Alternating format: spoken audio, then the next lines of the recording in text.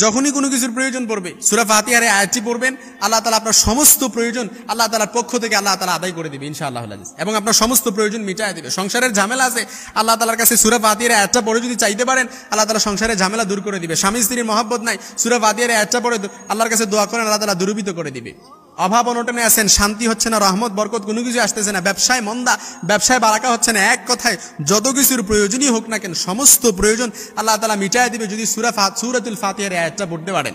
আল্লাহ তাআলা সূরাতুত তাহার মধ্যে খুব সুন্দরভাবে আল্লাহ তাআলা বলেন, লা নাসআলুকা রিজকান নাহনু নারযুকুকা ওয়াল আকিবাতু লিত্তাকওয়া। আল্লাহ তাআলা বলেন, লা নাসআলুকা রিজকান, আমি তোমাদের কাছে জীবন উপকরণ কোনো কিছু চাই না, আমি তোমাদের কাছে রিজিক চাই না, আমি তোমাদের কাছে অভাব আমি তোমাদের কাছে শান্তি রহমত কোনো কিছু চাই না, বরং নাহনু নারযুকুকা, বরং আমি তোমাদেরকে এগুলো দেই, আমি তোমাদেরকে রিজিক দেই, আমি তোমাদেরকে অভাব অনটনে থাকলে অভাব অনটন দূর করে দেই, আমি তোমাদেরকে পেরেশানি থাকলে পেরেশানি দূর করে দেই, আমি তোমাদেরকে দুশ্চিন্তা থাকলে দুশ্চিন্তা দূর করে দেই।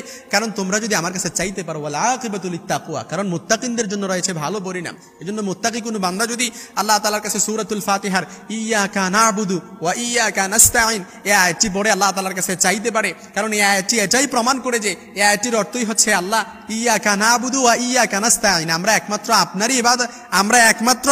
আপনারই ইবাদত করি এবং আপনার কাছেই সাহায্য প্রার্থনা করি। এই আয়াতটা এটাই প্রমাণ করে যে আল্লাহ তাআলার কাছে একমাত্র সাহায্য প্রার্থনার জন্য আল্লাহর কাছে চাইতে হবে। আবার সূরাতুত তাহার মধ্যে আল্লাহ তাআলা বলেন যে রিজিকের জন্য আল্লাহ তাআলার কাছে চান, আল্লাহ তাআলা আপনাদেরকে রিজিকের ব্যবস্থা করে দিবে। এই জন্য যত কিছুর প্রয়োজন হোক না কেন আপনি যদি একনিষ্ঠভাবে উদউনি আস্তাজিব লাকুম, আল্লাহ তাআলা বলেন বান্দা যদি আমার কাছে কোনো কিছু চায় আমি তার চাওয়া পূরণ করে দিই, আমি তার সমস্ত প্রয়োজন মিটায় দিই। এই জন্য আল্লাহ তাআলার কাছে যান। সূরাতুল ফাতিহার এই আয়াতটি এমন কেউ নাই যে পারি না, ইখলাস আর ইয়াকিন রেখে। এখন বলবেন হুজুর সাধারণ একটা সিম্পল, এই সূরাটা তো অনেক দিন ধরে পড়ে আসতেছি, এটা এমন একটা কমন সূরা যে কবে যে এই সূরাটা মুখস্থ করছি আমাদের মনে নেই। অন্যান্য সূরা মুখস্থ করছেন, অনেক কষ্ট করে মুখস্থ করছেন, এগুলো মনে আছে, কিন্তু সূরাতুল ফাতিহা কখন মুখস্থ করছেন মনে নাই। দাদার হাত ধরে মসজিদে গেছেন, সূরাতুল ফাতিহা ইমাম সাহেবের মুখে শুনতে শুনতে মুখস্থ হয়ে গেছে।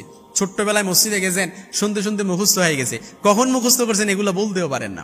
আবার এমন অনেক সূরা আছে মসজিদে যেতে যেতে ইমাম সাহেব হুজুর যখন সূরাগুলো পড়ে তখন আমরাও, অর্থাৎ আমাদেরও আধা মুখস্থ হয়ে গেছে, আমরাও সূরাগুলো বলতে পারি, ইমাম সাহেব হুজুর বন্ধ করে দিয়েছে, সূরাটাও মনে নাই। এরকম অনেক সূরা আছে। এর জন্য কোরআনের সাথে সম্পর্ক থাকলে, কোরআনের সাথে সম্পর্ক যদি অ্যাটাচমেন্ট বাড়ান, তাহলে আল্লাহ তাআলা আপনার ভেতরেও একটা প্রশান্তি, জান্নাতি একটা প্রশান্তি এনে দেয়।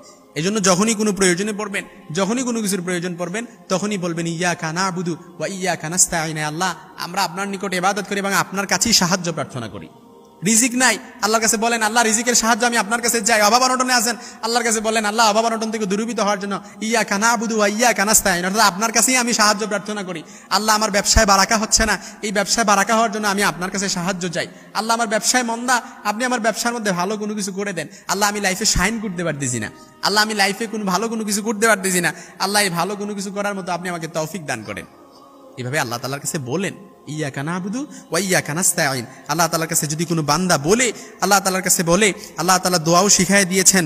রাসূল সাল্লাল্লাহু আলাইহি সাল্লাম আল্লাহ তাআলার কাছে এভাবে দোয়া করতেন, আল্লাহুম্মা আসলিহ লি দীনি, হে আমার রব আপনি আমার দ্বীনকে সঠিক করে দেন, ওয়ালা তাজআল মুসিবাতি ফি দীনি, আপনি আমার দ্বীনের মধ্যে কোনো ধরনের মুসিবত রাখিয়েন না। এভাবে আপনি আল্লাহ তাআলার কাছে বলেন। আল্লাহ তাআলার কাছে যখন বলবেন সূরাতুল ফাতিহার এই আয়াতটি পড়বেন, যত কিছুরই প্রয়োজন হোক না কেন সব কিছু প্রয়োজন আল্লাহ তাআলা আপনার পক্ষ থেকে ইনশাআল্লাহ আপনার প্রয়োজনগুলো মিটায় দিবে। সুবহানাল্লাহ।